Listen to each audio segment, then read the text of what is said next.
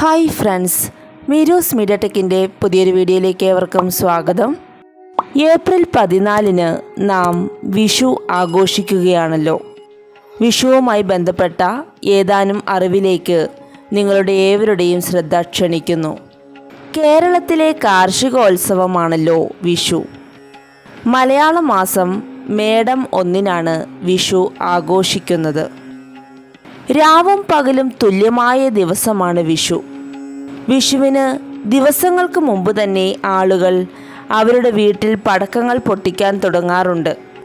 വിഷു ദിനത്തിൽ ധാരാളം പടക്കങ്ങൾ പൊട്ടിച്ച് അവസാനിക്കുന്നു. പുതുവസ്ത്രവും സദ്യയും കൈനീട്ടവുമൊക്കെ വിഷുവിൻ്റെ ഭാഗമായിട്ടുള്ളതാണ്. വിഷുവിൻ്റെ മതപരമായ പ്രാധാന്യത്തെക്കുറിച്ച് പറയുകയാണെങ്കിൽ ജ്യോതിശാസ്ത്ര വർഷത്തിലെ ആദ്യ ദിവസമാണ് വിഷു.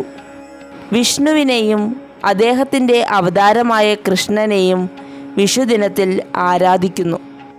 അതിനൊരു കാരണമുണ്ട്. ദേവനെ സമയത്തിൻ്റെ ദൈവമായി കണക്കാക്കുന്നു എന്നതാണ്. ഈ ദിവസമാണ് കൃഷ്ണൻ അസുര രാജാവായ നരകാസുരനെ വധിച്ചത് എന്നാണ് വിശ്വാസം. ഇക്കാരണത്താൽ ഈ അവസരത്തിൽ കൃഷ്ണ വിഗ്രഹങ്ങളെ പൂജിക്കുന്നു. വിഷുക്കണിയെക്കുറിച്ച് പറയുകയാണെങ്കിൽ വിഷുവിന് ആദ്യം മംഗളകരമായ സന്തോഷകരമായ കാര്യങ്ങൾ കണ്ടാൽ പുതുവർഷം മികച്ചതായിരിക്കുമെന്നാണ് പരമ്പരാഗതമായിട്ടുള്ള വിശ്വാസം. അതുകൊണ്ടാണ് വിഷുവിന് വിഷുക്കണി ഒരുക്കുന്നത്. കുടുംബത്തിലെ മുതിർന്ന സ്ത്രീകൾക്കാണ് വിഷുക്കണി ഒരുക്കുവാനും അത് കാണിക്കുവാനുമുള്ള ചുമതല. ഓട്ടുരുളിയിൽ അരിയും നെല്ലും ഉപയോഗിച്ച് പാതി നിറച്ച് കൂടെ അലക്കിയ മുണ്ടും പൊന്നും വാൽക്കണ്ണാടിയും വെള്ളരിയും കണിക്കൊന്നയും പഴുത്ത അടയ്ക്കയും വെറ്റില, കൺമഷി, ചാന്ത്, സിന്ദൂരം, നാരങ്ങ എന്നിവയും കിഴക്കോട്ട് തിരിയിട്ട് കത്തിച്ച നിലവിളക്കും നാളികേരപ്പാതിയും ശ്രീകൃഷ്ണൻ്റെ വിഗ്രഹവും വെച്ചാണ് വിഷുക്കണി ഒരുക്കുക. കണിക്കൊന്ന പൂക്കൾ വിഷുക്കണിയിൽ നിർബന്ധമാണ്. പ്രായമായ സ്ത്രീ രാത്രി കണിയൊരുക്കി ഉറങ്ങാൻ കിടക്കും. പുലർച്ചെ എഴുന്നേറ്റ് കണി കണ്ട് മറ്റുള്ളവരെ കണി കാണിക്കും. ഉറക്കത്തിൽ നിന്ന് വിളിച്ചുണർത്തി പുറകിൽ നിന്നും കണ്ണുപൊത്തി കൊണ്ടുപോയാണ് കണി കാണിക്കുന്നത്. കുടുംബാംഗങ്ങൾ എല്ലാവരും കണി കണ്ടാൽ പിന്നെ വീടിൻ്റെ കിഴക്ക് വശത്ത് കണി കൊണ്ടുചെന്ന് പ്രകൃതിയെ കാണിക്കണം. അതിനുശേഷം ഫലവൃക്ഷങ്ങളെയും വീട്ടുമൃഗങ്ങളെയും കണി കാണിക്കുന്നു. വിഷുവിനോടനുബന്ധിച്ച് വിഷുക്കോടി വാങ്ങുന്ന ഒരു ആചാരമുണ്ട്. പ്രായമായവർ ചെറുപ്പക്കാർക്കോ കുടുംബത്തിൻ്റെ ആശ്രിതർക്കോ പണം നൽകുന്ന ഒരു ജനപ്രിയ പാരമ്പര്യവുമുണ്ട്. അതാണ് വിഷു കൈനീട്ടം. വിഷുക്കണി കണ്ടതിന് ശേഷം ഗ്രഹനാഥൻ കുടുംബാംഗങ്ങൾക്ക് നൽകുന്ന സമ്മാനമാണ് വിഷു കൈനീട്ടം. ആദ്യകാലങ്ങളിൽ നൽകിയിരുന്നത് സ്വർണം, വെള്ളി എന്നിവയിൽ ഉണ്ടാക്കിയ നാണയങ്ങളായിരുന്നു. വർഷം മുഴുവനും സമ്പൽ സമൃദ്ധിയും ഐശ്വര്യവും ഉണ്ടാകട്ടെ എന്നനുഗ്രഹിച്ചുകൊണ്ടാണ് കൈനീട്ടം നൽകിയിരുന്നത്.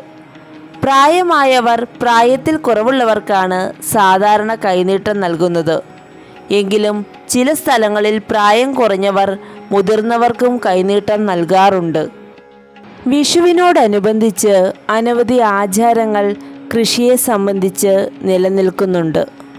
ചാലിടിയിൽ കർമ്മം, കൈക്കോട്ടുചാൽ, വിഷുക്കരിക്കൽ, വിഷുവേല, വിഷുവെടുക്കൽ, പത്താമുദയം എന്നിവ വിഷുവിനോടനുബന്ധിച്ച് നടക്കുന്ന ആചാരങ്ങളാണ്.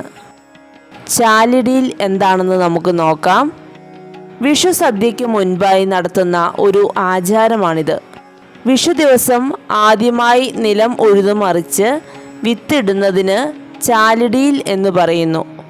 കന്നുകാലികളെ കുളിപ്പിച്ച് കുറി തൊട്ട് കൊന്ന പൂങ്കുലകൾ കൊണ്ട് അലങ്കരിച്ച് കൃഷിസ്ഥലത്തെത്തിക്കുന്നു. പുതിയ വസ്ത്രം നിർബന്ധമില്ലെങ്കിലും കാർഷിക ഉപകരണങ്ങൾ എല്ലാം പുതിയവയായിരിക്കും ഉപയോഗിക്കുക. അത് കന്നുകാലികളെ പൂട്ടി നിലം ഉഴുതുമറിക്കുന്നു.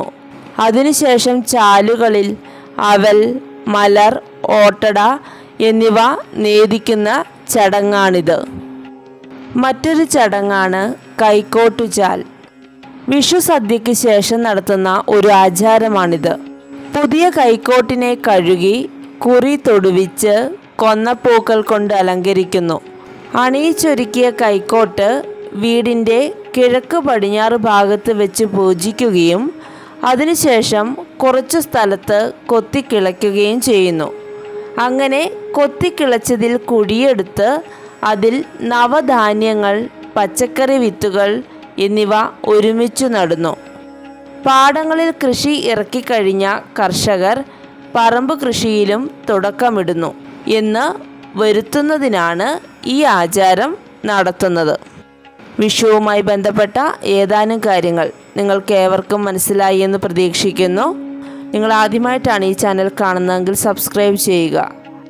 വിനോദവും അറിവും പകരുന്ന ഒരുപാട് വീഡിയോകളുമായി നമുക്ക് വീണ്ടും കാണാം. ഏവർക്കും ഐശ്വര്യം നിറഞ്ഞ വിഷു ആശംസകൾ നേരുന്നു. വീഡിയോ ശ്രവിച്ച ഏവർക്കും നന്ദി.